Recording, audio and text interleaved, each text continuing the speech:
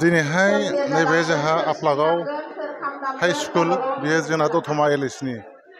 आन्दाराव गोग्लैयो दा बेहाय आसाम सोरखारा माने गुबुन गुबुन जायगायाव बोसोरै बे गोलोम बोथोरनि बन्दनि माने मोनसे मोसानाय दोरोङारि मोसानाय माने मावबादा बानायो आरोखि दा देग्लायबो माने आसाम सरकारा बे हारिमु बिफाना खालामदों बे जोंनि बिटिआर सरकार हारिमु बिफाननि मदद लोगोसे जोंनि जिल्लानि मददजों आरोखि दा जोंनि आफलागाव हाई स्कुलाव दिनैहाय अपेनिं जाबाय 10 तारिख जुलाइ दा बेयो मथा मथि 24 तारिखआव जोबहैगोन आरोखि गासै 15 दिनानो जायो दा बेवहाय बिथांमोनहा दिनै देग्लायनियाव कालसारल' खालामाखै दोरोङारि मोसानायल' खालामाखै मार्शेल आर्टबो खालामदों ड्रामाबो खालामदों आरोखि आरो गुबुन जायगायाव जगाबो खालामदों आरोखि जेराव माने पसिबोल जेराव माने सुबिदा जेखौ इन्टारेस्टेड जेराव माने गोहोम गोलैनाय बेहाय बेखौ क्लिक खालामदों आरोखि दा जोंनि रामपुर बेलाव माने दोरोङारि मोसानाय बागुरुम्बा बारदै सिख्ला बर'नि फक जेनाखि ख्रिस्टि मोसानाय बेवहाय गोदोनिफ्रायनो नांथाबनाय हिसाबै बा मावबोनाय हिसाबै बिथांमोना बाहाय बागुरुम्बाखौनो लानाया मोजां होननानै सेलेक्ट खालामना होदों आरोखि दा बेवहाय गासैहाय 50 जन सोलोंसा नांगौ ओमफ्राय सासे एसिसटेन्ट सासे इन्सट्राक्टर आरोखि दा बेबायदि आरोखि दा बेवहाय बिथांमोना सार्टिफिकेटबो प्रभाइड खालामगोन गांफा गांफा 50 जननि गेजेरावनो खालामगोन आरोखि जुदि बारा जायोबा बिथांमोना होनाय नङा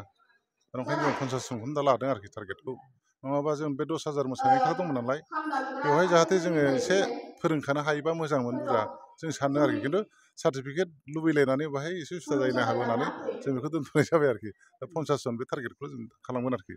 दा जोबोद मोजां मोनो दा बेखेवनाय हाबाफारियाव जोंहा आलासि जों लेंहरदों दा बे जाहैबाय जोंहा क'क्राझारनि एडिसि मानगोनां सौरभ देउरि आरोखि आरो लोगोसे दंफायो जोंहा क'क्राझार माने कालसारेल डिपार्टमेन्टनि कालसारेल डेभेलपमेन्ट अफिसार अनुज्यति देखा बिथाङाबो दंफैयो बिथांमोना मोजां साजेसन होबाय बिथांमोना फैनायखाय जों बिथांमोननो सोब वेलकाम आरोखि मोजां मोनदों आरोखि नांगौ मानसियानो आलासि हिसाबै बिथांमोनहा फैबाय बिथांमोनहा जोंजों दङ लोगोसे बेहाय रायजो राजा आरो बे स्कुल कमिटि लोगोसे टिचार स्टाफ लोगोसे इउनिट एबसु बे बेलगुरिनि नांजाबनाय दा बिथांमोनहाबो नुजाफैदों आरो जोंनि बड'लेण्ड कालचार सेन्टारनि गोदान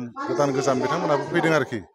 दा बुंनो थाङोबा बेहाय मेनलि माने बड'लेण्ड कालचार सेन्टारानो खुंफैनाय बायदि जाबाय आरोखि दा खोब मोजां जों वेलकाम खालामदों बेखौ माने आसाम सरकार कालचारेल एफेयार्सनिफ्राय आरोखि बिथांमोनहा गासैहाय 70,000 बेखौ खालामदों दा बेजोंनो माने बेनार खालामनाय बिदिनो सार्टिफिकेट आरो बिदिनो सानफ्रामबो गथ'फोरनो मोजां हाइजेनिक माने रिफ्रेशमेन्ट जाहोनांगौ आरोखि बेजोंनो बे एसिसटेन्टनो होनाय बेजोंनो इन्सट्राक्टर माने होनाय बिदिनो मेकआप जाजोबनांगौ आरोखि आरो बिदिनो क्लजिं सेरेमनि आरो अपेनिं सेरेमनि बे खरसाजोंनो जाजोबनांगौ आरोखि दा ओंखायनो बिथांमोनहा लिमिटेड मोनसे बाजेटजों माने फिक्स खालामनानै होदों दा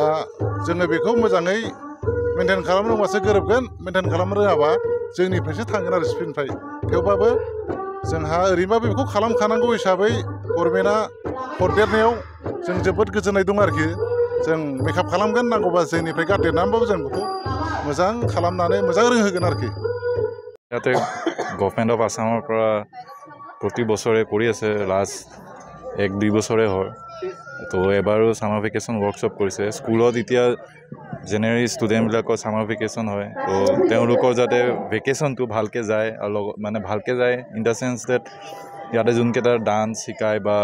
কালচাৰেল যিমান বস্তু আছে আমাৰ বড়োলেণ্ড আমাৰ কোকৰাঝাৰ ডিষ্ট্ৰিক্টত যেনেকৈ বাগৰুম্বা ডেন্স বা গান হওক বা এক্টিং হওক বা মাৰ্চেল আৰ্টছো আছে নেকি মাৰ্চেল আৰ্টছো আছে তো যাতে ষ্টুডেণ্টবিলাকে আৰু এক্টিভ হৈ থাকে আৰু ডান্স চান্স কৰিলে শৰীৰৰো ভাল হয় আৰু মনটো ভাল লাগি থাকে আৰু লগতে পঢ়া শুনাও ভালকৈ কৰা যায় তো সেইটো কাৰণে এই ৱৰ্কশ্বপটো পতা হৈছে আৰু বড়ো ডেন্স ইমান বাগৰুম্বা ডেন্স যোনটো আছে সেইটো যাতে শিকিব লাগে সেইটো কাৰণে মাষ্টাৰ ট্ৰেইনাৰো দিয়া হৈছে সব LACতে কৰা হৈছে এইটো আমাৰ কোকৰাঝাৰৰ 5টা LAC 5টা LACতে কৰা হৈছে আৰু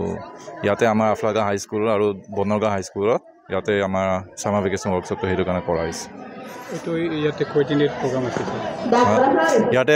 আপোনালোকৰ 15 দিনৰ কাৰণে প্ৰগ্ৰেমটো হ'ব আজিৰ আৰম্ভণি হৈছে আজি 10 জুলাই তো 24 জুলাইলৈকে এই প্ৰগ্ৰেমটো চলি থাকিব